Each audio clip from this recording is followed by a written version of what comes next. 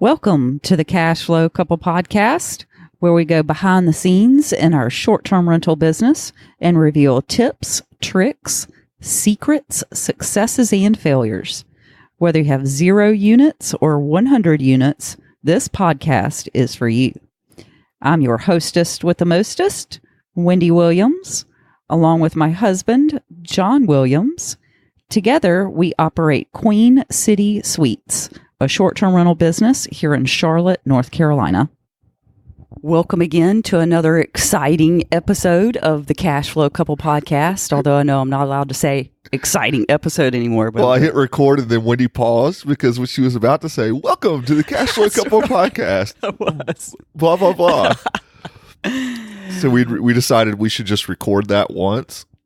And so when we actually do the podcast now, that automatically gets added in. So the intro gets added in. And so when we're talking, we're like, we forget what it says.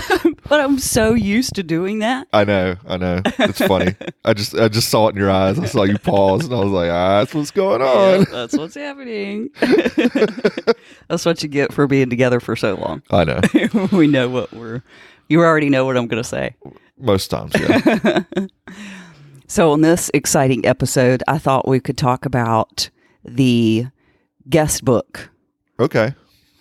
I like that one. That? The house manual, if you will. Yes. Like the thing that we leave in the units to tell people about, not just only about the house itself, but also about what's going on in the area as well. Yeah, so I feel like you'll be talking more in this one because that's kind of like your area of responsibility. This is my thing.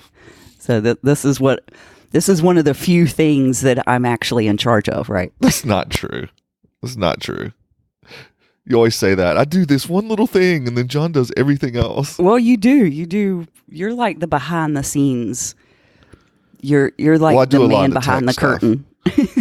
Yeah, and a lot of our stuff is automated and techie and all that. Yeah, see, I don't that's not so not my thing. I think that's why you feel that way, but I'm not actually doing it. I just set it up. John sets it up so that it's automated. And all he does is, you're like the puppeteer. Yes. So let's tell people about the house manual. So this is a 3-ring leather binder. So we purchase 3-ring leather binders. They're nice. They're really nice. We get them off of Amazon, and we have them. We have someone put the logo on the front, right? And then what I do is I have the house manual in a Word document, so that all I have to do is change certain little things like the address and some other things. You mean when you're setting up a new one? When I'm setting up a new unit. So I have the basic template, which we're going to be giving away here very shortly. But all I have to do is change a couple of things. But the basic template is still the same, right? Yeah, sure. Yeah. You're just looking at me like, what am I supposed to say? Yeah, okay. It is. So that's how that works. So the first part of the house manual, let me step back first and start from the beginning. Start from the beginning. Because I'm always getting on to Wendy because she'll start right in the middle of something. John's going to tell you need to start from the beginning. So the house manual is divided into 11 sections, and it's basically just another reason for me to use my label maker. So Wendy loves the label maker. I do. I really do. So I divide the sections with tabs, and then I take the label maker and label each tab. So let's talk about what each one of those tabs is. So the very first page is actually a welcome page, and it says, thank you for staying with us here at Queen City Suites is the name of our business. And down at the bottom, it actually says, if you want to book direct with us, go to queencitysweets.com. So we tell people how to direct book with us because that's what we really want. So this manual isn't just being helpful. Of course it is. It's also marketing for us. But we also use it as a form of marketing. Yes. Yes, we do. To get direct bookings. So that's on the very first page. So on the next page is actually where the first section starts. That's just kind of like a welcome page at the very beginning. And what I do is I print it out. When I'm done, I print it out and I put each page into a what do you call those? Sleeves? Yeah, like a plastic page protector. A plastic page protector, so that if I need to change anything, all I have to do is take that one piece of paper out and slide in a new paper. And plus it kind of protects the paper, the pages as well. And it makes it look nice and neat. Yeah. So that's why I like to do it. That's what I like to do. I think it gives the pages a little more heft too. Yeah, that's true. If it was just like loose paper in a binder, and you know how, at least that's been my experience with 3-ring binders is, you pull on the page, you turn them a lot and the little holes get kind of gouged out and so it prevents that too. It's just a little more heavy duty, but yeah, I think it serves those 3 purposes. Yeah, I like it. So in the first section, that's what we have is the welcome page that says, thank you for staying with us here at Queen City Suites. And then at the bottom, it's got our direct booking website and then we label it. The next part is actually where we start with the page, the tab, and I label the tab Wi-Fi because that's the very first section. The very first section is Wi-Fi. Yeah, so everybody wants to know what the Wi-Fi password and that's is. like the most important thing. So that's why we start with that. So the tab is labeled Wi-Fi, and then we tell people what the network username and password is. So, yeah, I think that's interesting though, because we tell people that in the messaging, and still there will be people that will ask you, well, what is it? But if they go in there and they see that house manual and it's like the first thing they turn to, it kind of eliminates that question, doesn't it? Yes. And I think since we've been doing that, we've gotten fewer and fewer questions. Yeah, I can't remember actually the last time somebody asked me what the Wi-Fi password was. Yeah. So it's helpful to have that information in the messaging and inside the unit itself too. Yeah. So people can reference it. So the first section is labeled Wi-Fi. We give the network username and password. And then the next section, or the next page in that same section, we also tell people to contact us through the messaging platform. So if they booked through Airbnb, we tell them, if you need to contact us, please contact us through the Airbnb messaging platform. If they booked through HomeAway or Vrbo, please message us through the HomeAway Vrbo messaging platform, just to keep it all together. Yeah, for sure. And there's other reasons for doing that too, like documentation of what you've been said. Yep. And another reason to do that is because if you're going to scale this, eventually you're not going to be the person actually talking to people, right? That's true. So you don't really want them texting you or calling you. No. Or you need it in a central location where really it could be anybody that's talking to the guest. In fact, even when we do it, it says Wynde, but I'm the person usually doing it. That's right. You and are. then sometimes you're doing it. So if it wasn't on that platform, if they were texting Wynde's phone, for example, then I wouldn't know anything about that conversation and I wouldn't be able to respond to them, and your VA wouldn't either. Yeah, that's a really good point. So that's a really good reason, and I'm just saying that's the reason we ask people to do that. Yeah, just a little added bonus. Yep. So I have something to talk about. You do have something to say. Well, in this same section, we also explain the review process. So we tell people, here's what a 5-star rating would look like. And we kind of associate it with a grade. So we've got 2 columns, right? A 5-star the star column on the left is associated with an A grade. Like if you want to give us a grade, then, that's relative to a 5-star rating. So and then I noticed you also have the numbers in there. So it'll say, yes, it says 90 like to 100 equals A yes. equals 90 to 100. Well, that is from my teaching years. Yeah, but I think that's really important. And the reason we do it is because people don't understand the star system. They really don't. And especially on a platform like Airbnb, you have to maintain a 4.8 or something? A 4.8 in order to I forget have exactly what the superhost number status. is.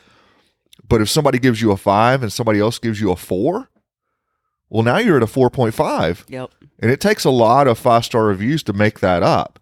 And I think a lot of people just don't realize how important that star system is. And you'll have people that if it's not absolutely perfect, everything, if it's a 95, they're giving you a 4 stars. And so I think that's why it's important to explain that in there. Explain why it's important to us, explain what the grading system is, to say, hey, 5 stars doesn't necessarily mean perfect. Right. It means 90 to 100. Yeah, exactly. Is what it means. Yeah. I kind of like that relationship there, because I think most people understand the grading system. They're used to almost it. Everybody's been to school, right? At least K through 12, right? Yeah. So that's why I did that, was so that they could relate it to something that they already know. Right. So I don't know how many that's actually helped us get, but it does. I think it's a really good reminder. It's good something good to put in there. I think so. I like it. So that is the first section. Now the second section is labeled parking. So we just tell people where to park, where not to park.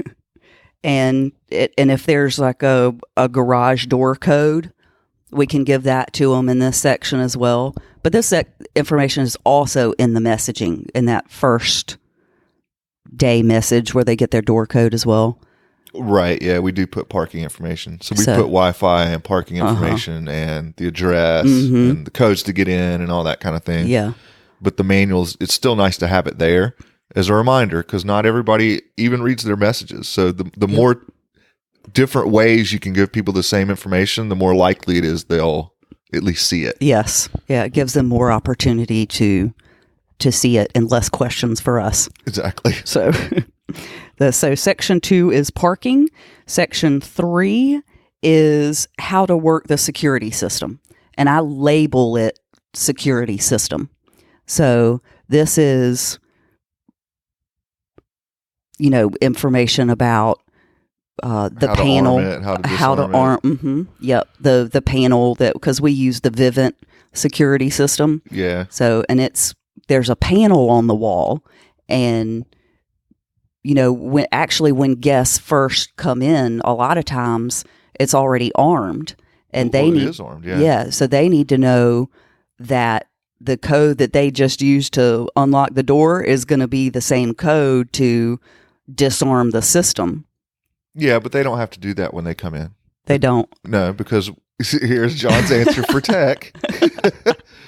Because that would be a real problem if that was the case, what you described. It's happened. It happened just the other day. I know, but what are you going to have them do? Like run over to the manual, find that section that tells them how to use it while it's saying, if you don't put your code in 30 seconds, the police are coming.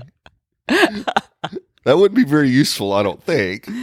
Well, so but yeah, it's in there for, and I'll say this, it's also kind of a controversy whether you even let people set the alarm. We do. I know a lot of people that don't. I think you should. Maybe. Why wouldn't you? Well, the reason they don't is because think of it as on scale. How many people are going to be setting off the alarm because they're messing with it? It's happened to us. People will set the alarm and then forget that it's on. Well, it happened to us just the other day. Yeah, and they'll walk out the door. Right. And it goes off, and then they're like, oh, crap. And we get a notification about it, and sometimes they don't turn it off in time, and then you get a call from the alarm company. And so if you have a lot of those, that could end up being a problem. And that's why a lot of people just don't do it. They're just like, don't touch it. Now, we've made the business decision because we've had guests stay with us specifically because they can arm it. Mm-hmm. Especially, like, I can think of that one lady that she was single female. I remember. Came to town for work. Mm-hmm. And she just liked the security of it. Right. In fact, she booked some of our other places because they were the same. Mm-hmm. And she liked being able to arm the security like at night, even when she was there, just for peace of mind. And I think that's why we do it. But we may actually end up changing that policy at some point because of that. Because it does happen. It does happen occasionally that someone will set it like she did at night and then just forget and open the door in the morning. Yeah, well, that's happened. Yeah. But you need to have it in if you're going to allow people to have access, you need to have it in the book. And even if you don't, even if you're not allowing them access to it, you still need to make them aware of it and tell them it's not for them. And, you know, they might set it off if they do certain things or whatever. So that's what I would change that section of the book to if we decided we weren't going to allow people to arm and disarm. We would change it to here's what it is, here's why you don't touch it type stuff. But we'd still have that section. It would just be different information. Yeah, I kind of like it. I mean, especially because we cater to families with children. Yeah, and I think that our guests appreciate it. I think so too. That's why we let people arm it. But I mean, that was kind of off topic a little bit. I don't think so. But it was good information, though. Yeah. So what section was that? That was the security system? That was the third section, yes.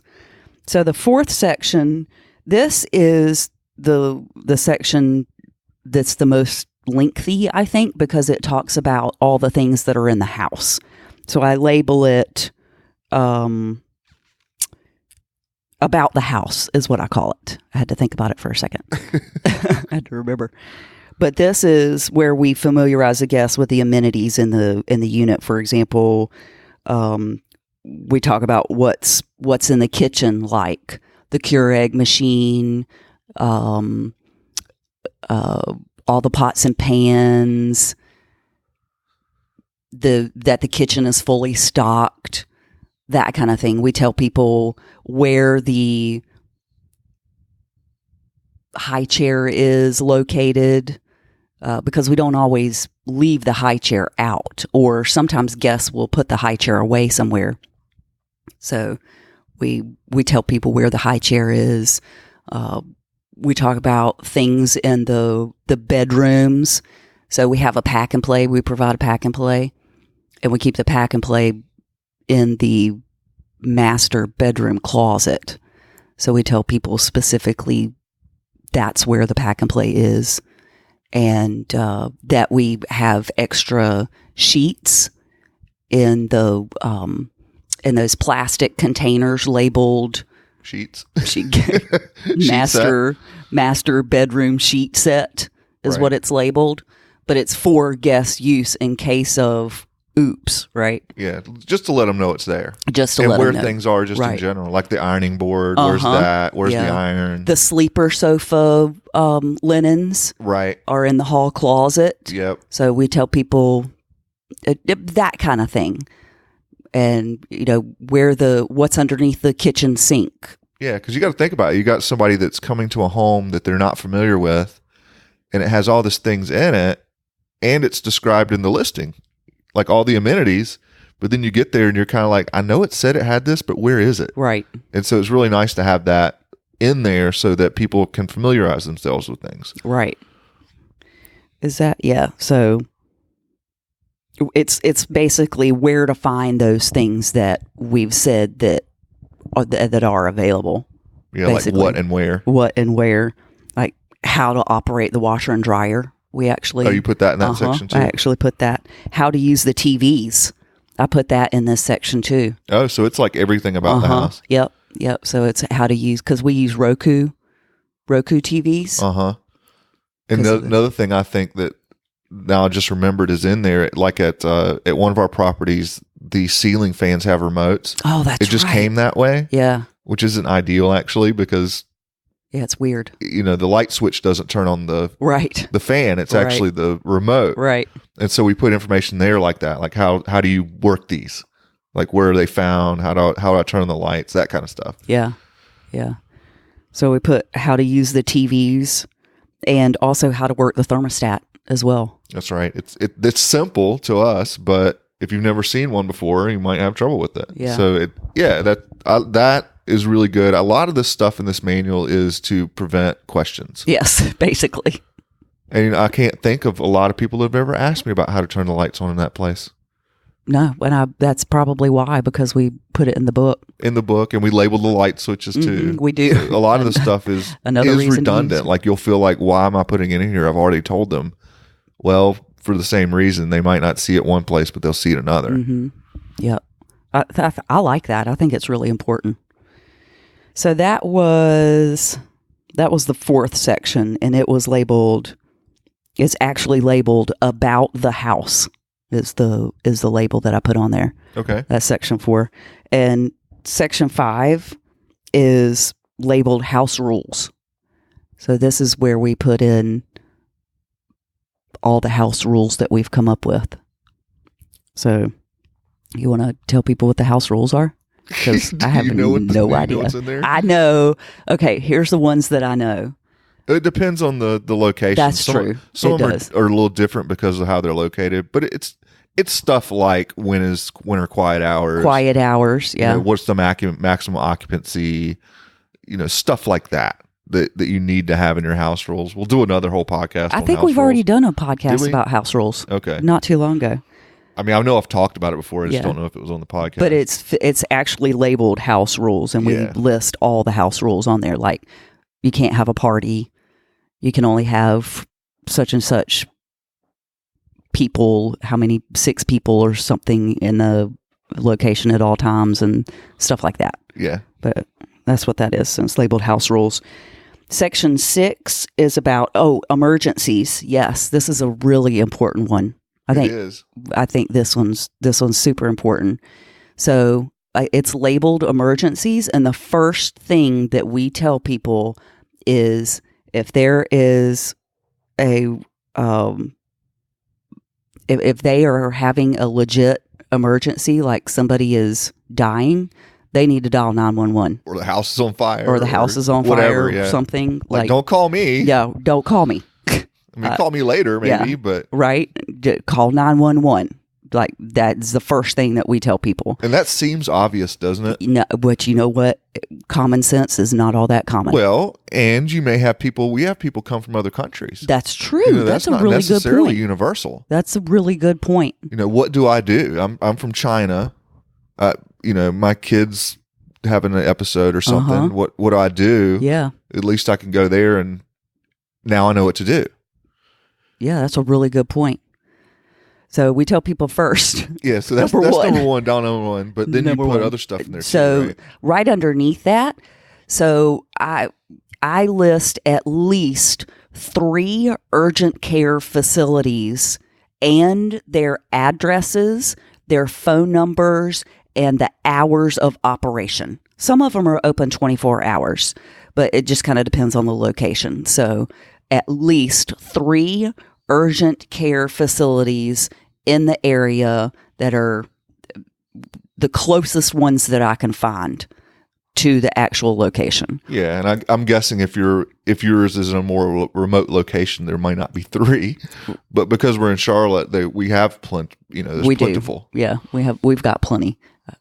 So I can usually find at least 3 and then within. Do you list hospitals too? Then I assume I do not. Why? I do not list hospitals. Actually, hospitals should be in there. But some of them I know for a fact in 2 of our places there's a hospital right around the corner, so I do put that information in there. Okay. So, but I also list. Well, that's something we should change then if we're not doing that, because we really should list the hospital. I would think. I hadn't thought about that, because urgent care isn't everything. Yeah. What if you need the emergency room? I don't know. I hadn't thought about that.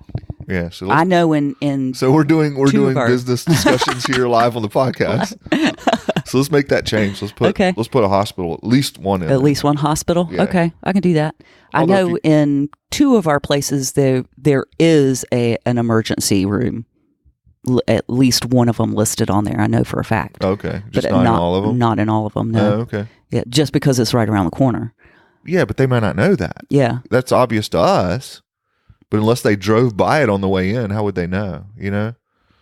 Well, I'm saying the emergency room information that I put in, 2 of them. Oh, you put it in there because That's it was why. really close. That's why. I gotcha. Yeah. That makes sense. So, but you know what else I put in there?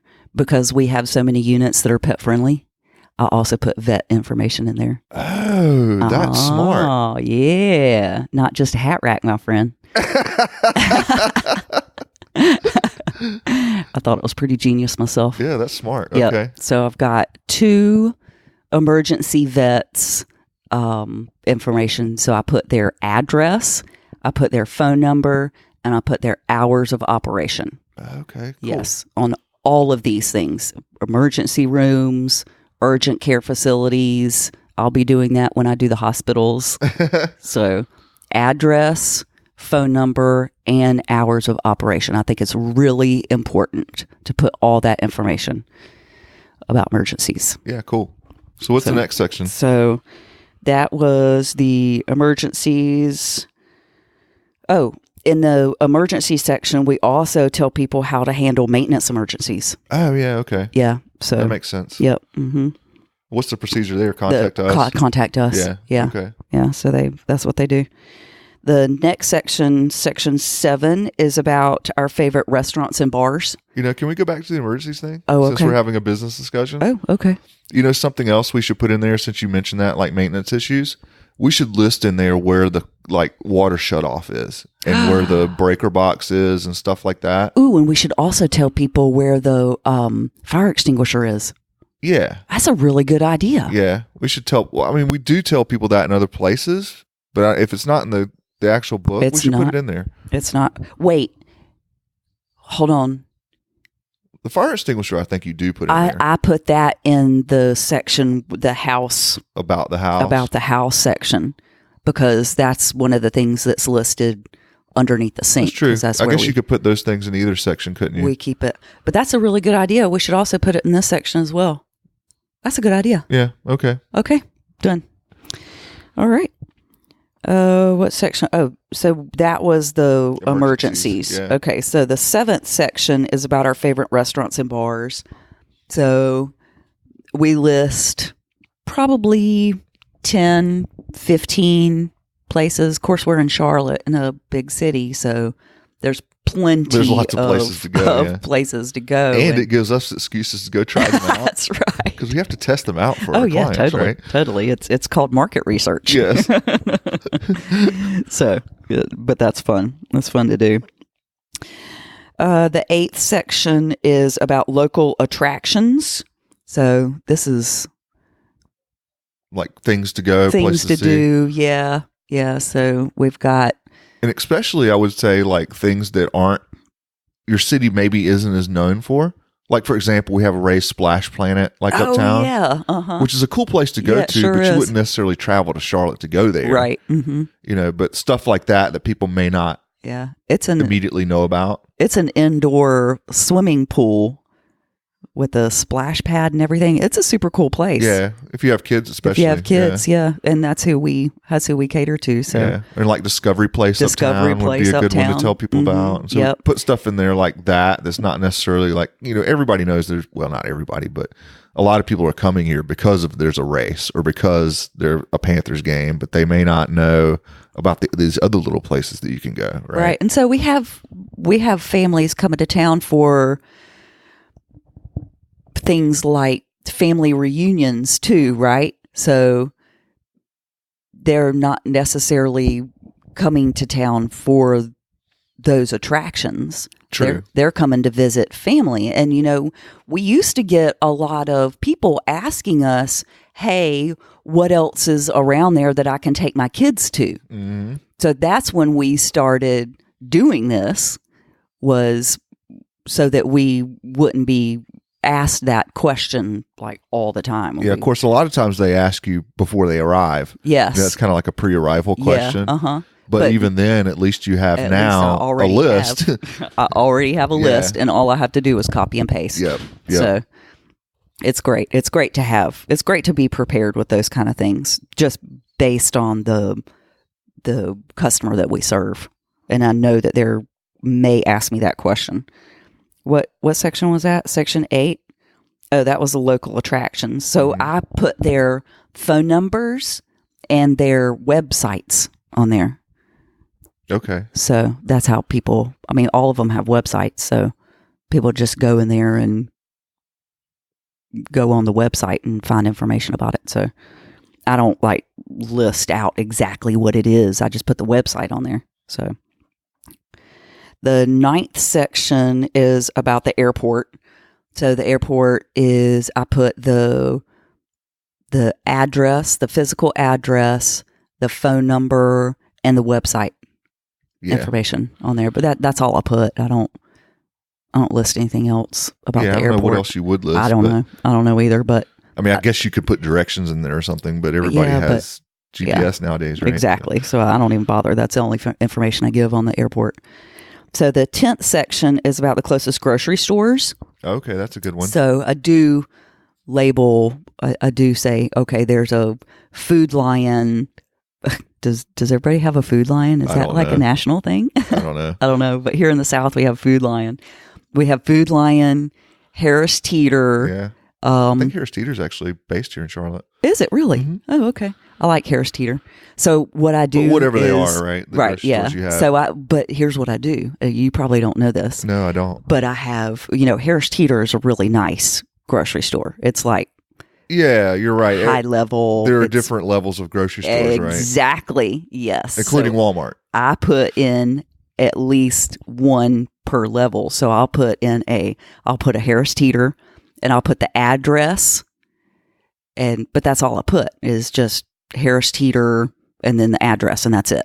Okay. I don't list anything else. So I'll put a Harris Teeter because that's the high level grocery store. That if there's a Whole Foods near there within a couple of miles, I'll put the Whole Foods in there as well, and their address. And then, or a Trader Joe's, Whole Foods or Trader Joe's, because, that's a little more upscale. A little more upscale, yeah. And then I'll put a Target, because some Targets actually sell food. Really? Yes, they sure do. The one up here closest to us actually sells food. I didn't know that. Yep, they sure do. So that's the next level down, right? And then I'll put Food Lion as underneath that. It's still a really nice grocery store. If there's a Publix, we also have Publix in the area. They're actually starting to sprout up around town. Have you noticed that? Publix, here in Charlotte, is getting expanded. Pretty popular. I used to think of it as something that was in Georgia, because every time I went down to Atlanta, they would have a bunch of them. Oh, a Publix? Uh-huh. I used to think of them as a Piggly Wiggly. You remember Piggly Wiggly? Yeah, I do remember Piggly Wiggly. Yeah. There's still one in the mountains when we go to Mom and Dad's house. Oh, really? There's still one up there in I think it's Granite Falls. I don't know if I've ever been in a Piggly Wiggly. I've been in a Piggly Wiggly. Huh. Do you have Winn-Dixie where you lived? We used to. They all closed. Yeah, they're still around. You know that? What? Yes. No way. Yeah, but they're not here. Oh. I thought that Winn-Dixie went out of business. I did too, because they did in my town, but apparently I think they're down in Florida or somewhere. Really? Yeah. Oh, interesting. Yeah. But that's way off topic. But you list grocery stores. I list grocery stores, and I list them. By list at least, niceness? Yes. Okay. Yeah. So one upscale, one middle scale, and one budget. Yeah. Okay. Like a Walmart, or I can't think of any other, but if there's a Piggly Wiggly. Do you put any of the other ones in there that are what are the ones where you bring your own bag and like an Aldi? Like an Aldi, or what's the other one? Lidl? Lidl. Lidl. I didn't. You don't list any of those? That's a really good idea. I hadn't thought about that. I basically just put the Walmart, closest Walmart. Yeah, well, everybody shops at Walmart. Yeah, right? So most people. So that's all I got to say about that. That was section 10, grocery stores, label it grocery stores. And the next one, and this is actually the last one. The last one, we provide checkout instructions. So basically all we do is tell people to take out the trash, and we tell them where the trash cans are located. And the recycling. And the recycling. and we tell people to load the dishwasher and start it. That's pretty much it. And that's pretty much it. That's all we have people do. Yeah, we don't have our guests do a lot of stuff. Although it does say, hey, it's checkout times at 11 and right, yes, and all that kind of thing. But we don't actually have people do a whole lot. No, they don't have to strip the beds or anything. No, we've got somebody to do that. We do that. Yeah. Although I'm going to get off topic again, but I was doing a little market research here locally, and I found somebody that actually has people like sweep and mop before they leave. Yes. They charge a cleaning fee, but then they have them do like all this other stuff too. What? As part of their checkout. Yeah. That's crazy. Yeah. Really? I mean, people do it. I know that people do that sort of thing. In fact, I believe I've stayed at places where I was expected to like clean up, like it'd be broom swept basically. Oh, okay. But we don't deal with that kind of thing. No. So.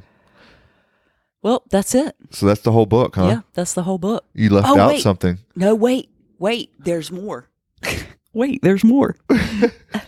So we also provide people the community guide. So is that what you were talking about? No, it's not. I consider that a whole separate book, but yeah, throw that in there. Well, I put it in the house manual. Oh, you do? You slip it in there? Yeah, I slip it in there. Well, here's what I do. So Charlotte's a fairly big city. I mean, it's not huge, but it's not New York City, right? But it's a good sized city. It's a city of interest. Yes. Right? There's some things to do. We do have a football team that is good now that Cam Newton's not playing. Poor Cam. Don't pick on him. I love Cam. No, I love him. I think he's great. He is great. He's just hurt right He's now. just hurt. Yeah. So Allen has been fantastic. So, but that it's a fair sized city, and there are things to do here.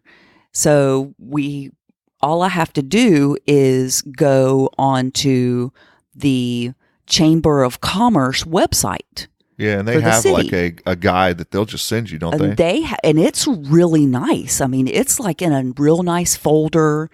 And not only that, not only will they actually just mail it to you, all you have to do is give them your address, but it changes for the season based on what's actually going on in the area. So do they automatically mail you the new one, or do you have to ask for it? Well, no, you have to ask for it. Okay. Yeah. So, but that's what I do. I mean, all I have to do is put in my mailing address and they mail it to me. Yeah. And there's also a visitors bureau here. So if your Chamber of Commerce doesn't have one, check the visitors bureau. In most cities, they have somebody some organization that promotes things in your city. Most people have a Chamber of Commerce. I mean, even small cities have a Chamber of Commerce. True, yeah. But I don't know if they're necessarily going to mail something to you. Yeah, I mean, they might not have a guide. But most cities have something. Yes. So there's some department